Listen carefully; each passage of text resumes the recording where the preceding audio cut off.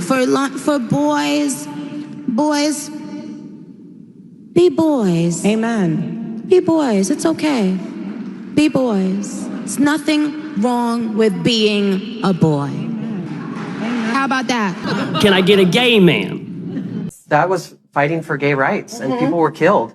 Nobody was killed at Stonewall. Nobody was killed. Throughout the entirety of Nicki Minaj's career, her fan base's strongest supporters has been comprised of members of the LGBT community. These are more often than not the ones that carry the quote Twitter stan wars, and who Nicki herself calls the Barbs, who are the group of diehard Nicki fans that strongly show active support towards Nicki, always outlining how much she's changed the concept of rap within mainstream pop culture, etc. What's more is that in the past, Nicki had consistently shown support towards the LGBT community throughout the entirety of her career, saying how much she values that side of her fan base. Over the past couple years though, we've seen her start to deteriorate. Her going on stage next to Erica Kirk at Turning Point USA in December of this year, while still shocking in itself, isn't exactly the biggest surprise, and instead is a climax of a long-growing history of bad decisions that ultimately led to her no longer being ashamed of showing support towards one of the most discriminatory political movements in modern history. The reason this appearance is so significant is because it goes beyond just Nicki rambling online to now turning into literal activism, where she's physically attending events filled with MAGA supporters and saying that she loves the new administration so much, while at the same time adding fuel to the flames against the LGBT community. Yet, how did we even get here? What are the consequences of Nicki's new political leanings? And how will the queer side of her fanbase respond to this? Well, we're gonna get into it, but before we start,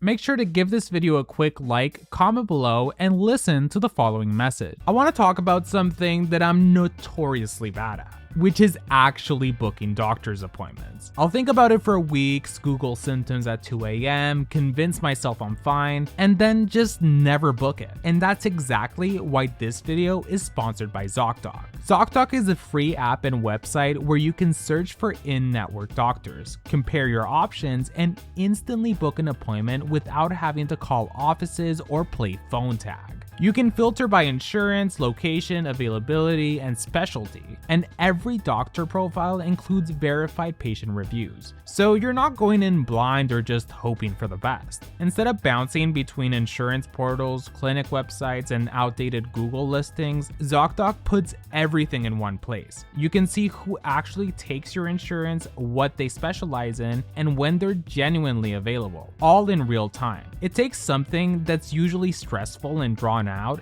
and makes it straightforward and manageable. Once you find the right doctor, you can see their real appointment openings and book in seconds. And appointments booked through ZocDoc often happen within 24 to 72 hours, with same-day options available more often than you'd expect. So don't wait another minute putting off those doctor appointments, and go to ZocDoc.com/GreenGay right now to find and instantly book a top-rated doctor before your schedule fills up. That's ZocDoc.com/GreenGay, and you'll be supporting the channel in the process. Now, let's begin.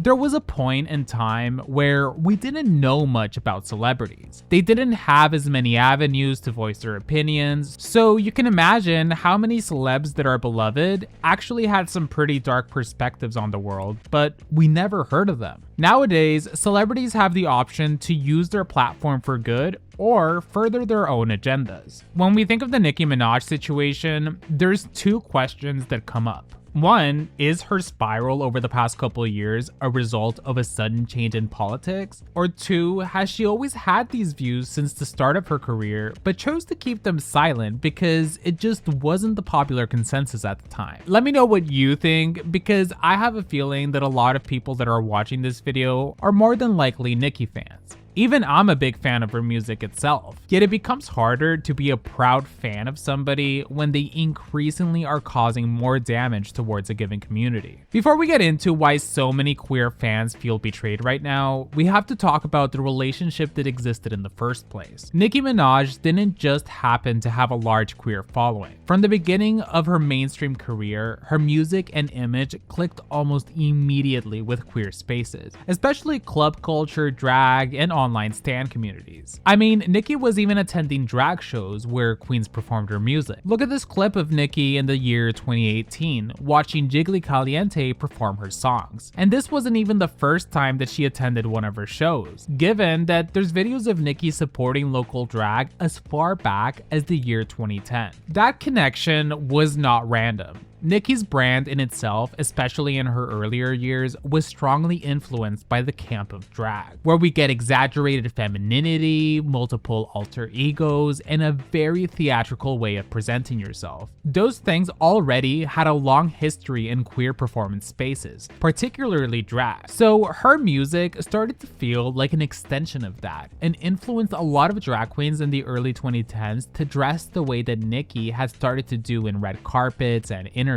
That early support from actual fans that loved you enough to want to perform your music was a lot more meaningful back then. This was way before TikTok or streaming algorithms decided the fate of someone's content. Instead, if you wanted your songs to do good, you had to hope that if the radio wasn't playing it, that at least DJs were incorporating it into their playlist for clubs, or in this case, drag shows. Then there's the Barbs. These are the portion of Nicki's fan base that are diehard supporters. They help in keeping the brand alive by actively posting their music on social media, clipping interviews, making memes, arguing in comment sections, and making sure that her name never fully disappears from the conversation. That kind of visibility affects relevance, and Nicki benefited a lot from that ecosystem for a long time, essentially becoming an internet meme staple. Of course, this isn't something unique to her. Pop and rap history is full of artists whose careers stayed culturally alive because of queer audiences embracing them. Cases like Madonna, Beyonce, Lady Gaga are a few that come to mind. RuPaul has often said that queer people make pop culture, and she's not necessarily wrong. When an artist becomes woven into queer self-expression, their music doesn't age out the same way. It stays in rotation. Nicki fit right into that lineage. She wasn't just a rapper people like. She was a full-on diva figure, which can really thrive in queer internet culture and performance spaces. That's why this moment that's happening with Nicki right now feels different for a lot of fans. When queer listeners say that they feel alienated now, they're not claiming ownership over Nicki Minaj as a person. They're reacting to the fact that an artist whose rise and long-term relevance was deeply tied into queer spaces is now publicly aligning herself with a political movement that actively targets those same communities. Listen, I'm not arguing that queer people made Nicki's career. That is not the point at all. The point is that queer support wasn't on the sidelines. It played a real role in keeping her visible, and it even shaped a part of her early brand and persona. So then, how did this sudden pivot in her political leanings even happen? Well, we can trace it back to the year 2021, when Nicki tweeted that her cousin's friend in Trinidad had swollen testicles and couldn't have children directly because of the COVID vaccine.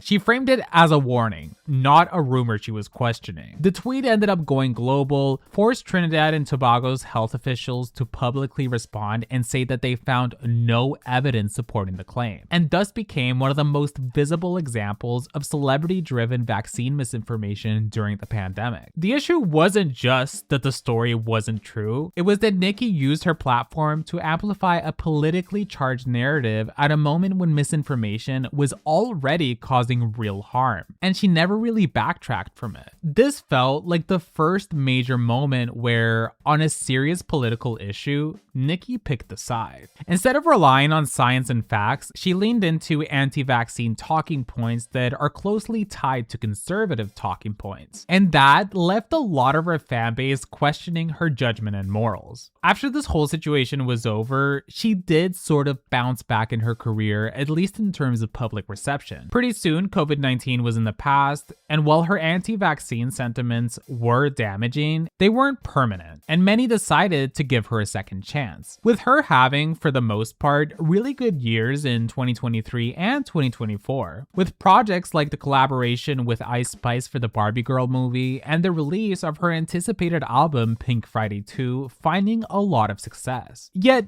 for for some reason, pretty quickly, things started to go really bad once again. The tone of Nicki's public commentary also started to change around this time. It stopped being the occasional out of left field comment and became more frequent, more reactionary, and way less careful. That same shift showed up very clearly when she started talking about trans issues. In late 2025, Nicki went after Gavin Newsom for a comment where he said he wanted to, quote, see trans kids. And this is where context matters. Newsom wasn't talking about surgeries or medical procedures or anything like that. He was speaking in the context of visibility and protection, acknowledging that trans kids do exist and deserve to be seen, supported, and not erased by policies. Nicki took this statement and reframed it as something creepy and inappropriate, then took it a step further by implying that even trans adults wouldn't support politicians who openly defend trans kids. This is not a misunderstanding. That's a deliberate choice to twist someone's words. All of this while there's actual legitimate political issues that should be being discussed instead. But once again, trans youth is used as a scapegoat for all of it, to distract from the true corruption going on. Around that same time, she reposted official White House content that included the phrase, "no men in women's sports," which is one of the most widely used slogans in anti-trans political messaging, especially when it comes to restricting the rights and participation of trans women and men. Nicki endorsing these type of messages were huge red flags that were starting to become impossible to ignore. Then comes the moment where all of this stops being an abstract opinion. In December 2025, Nicki Minaj made a surprise appearance at Turning Point USA's America Fest, a major conservative conference tied directly to the modern Republican culture war pipeline. She walked out alongside Erica Kirk and proceeded to do an onstage interview where Nicki praised Donald Trump and JD Vance, calling them role models for young men, and pretty much just spent her time echoing Republican talking points while being giddy at the fact that she was officially one of them. This is the line-crossing moment for a lot of queer fans. Not because Nicki tweeted something messy, but because she physically placed herself inside the Republican movement. There's a difference between ranting online and showing up in person at an event run by Turning Point USA, an organization that has spent years pushing anti-LGBT rhetoric, particularly about trans people. This is where Nicki's behavior stops being about personal opinions and starts having real consequences. When someone with her platform is echoing Republican slogans, it doesn't read as a detached opinion. It reads as a direct endorsement of a message already being used to justify restrictions on trans people. And if you want to go even deeper down the rabbit hole behind her public perception, Nicki's husband, Kenneth Petty, is a registered offender due to a past attempted SA conviction. So he's required by law to register for life, something that he was later convicted on for failing to register after moving to California. This alone explains why so many fans felt uncomfortable with how openly she defended him and kept him closely tied to her public image. If anything, there's a lot more problems even beyond just her political leanings that has led to public backlash. Again, the point isn't to just reiterate the case or sensationalize it, it's that this is another instance where serious harm existed close to her orbit, and the response from her is to double down and argue against why these individuals are actually innocent. So when people look at her most recent arc, it's quite literally just a linear path of decisions she's actively made in terms of changing her public image for good. So then let's be real for a second. Who is this actually benefiting? Because obviously it's not queer fans, but it's also not conservatives. At least not in any meaningful way. And that's the part that feels the most embarrassing about this whole situation. This is how it always goes. Conservatives clip the moment, post it everywhere, use it as proof that even celebrities are waking up, and then that's sort of it. They're not going to be the ones streaming her albums because they don't care about the music. It's not like they're all suddenly going to become Barbs. To them, she's just a prop, not an artist. So they'll just take the good news and move on from it. Meanwhile, the people who actually keep Nicki's career alive are the ones who stream her music, quote her, defend her online, keep her name in rotation when she's not dropping. That's the exact audience that she's burning bridges with. And that's where the irony is. Because when that new album drops in March, it's not going to be the Turning Point USA conference attendees running to stream it on Spotify. The conservative audience isn't interested in her products. Instead, it's going to be the same pop audiences that she's been dismissing and actively shading. And that's if some of her queer audience doesn't decide to boycott her completely. And conservatives are not going to be replacing that support in any real way. So, in the long run, it will most likely come back to bite. The situation is so interesting, even based on the fact that at one point in time, Nicki's relationship with the queer community felt fully solidified. When she appeared as a premiere guest judge on RuPaul's Drag Race Season 12, it wasn't just a random celebrity booking. It felt like a celebration. This was one of the most influential artists in pop history, and it was finally being immortalized in one of the most influential queer shows in history. At the time, it felt like Nicki was standing by us, with many new fans of Drag Race in itself stemming from having been introduced to it because they wanted to watch Nicki's appearance on it. And that's why, looking back on it now, that moment feels uncomfortable, because knowing where she ends up, who she chooses to align herself with, and what she chooses to platform just gives the whole situation an ick. Especially at a time where queer and trans people needed that solidarity the most. At the end of the day, I'm not here to tell anyone what to think. I'm just laying out what we've all watched happen in real time. So I'm genuinely curious to see how other people see this. If you've been a longtime fan, does this era change how you feel about Nicki? And if you're queer or especially trans, did any of this feel like a breaking point for you? Let me know in the comments. Thanks again to ZocDoc for sponsoring today's video. Make sure to click the link below to instantly book a top-rated doctor before your schedule fills up, and you'll be supporting the channel in the process. I want to take a moment to thank my patrons. In the Elite Pink Squad, we have Matthew Burns, Gay Uncle, Sari Tish, Las Potitas, Cool Gal Nan, Jet Sam Adams, and Natasha De Leon. And in the Gay Squad, we have Lone Resident, Christine Gregory. And in the Green Squad, we have Cayman Rider Furry, Edgar Allan Pup, The Only Sean, IJS, Not a Punch, But a Keek, Jack Beck, Galeria Gomez, Sarah G, Scarlet Rose, Boiled Peanut, Not an Omelet, But an Egg, Max Whale, Dea, Dea, and Niall O'Hearain. If you'd like to see your name on the screen, you can support me on Patreon. The link will be in the description. I'll see you guys next time.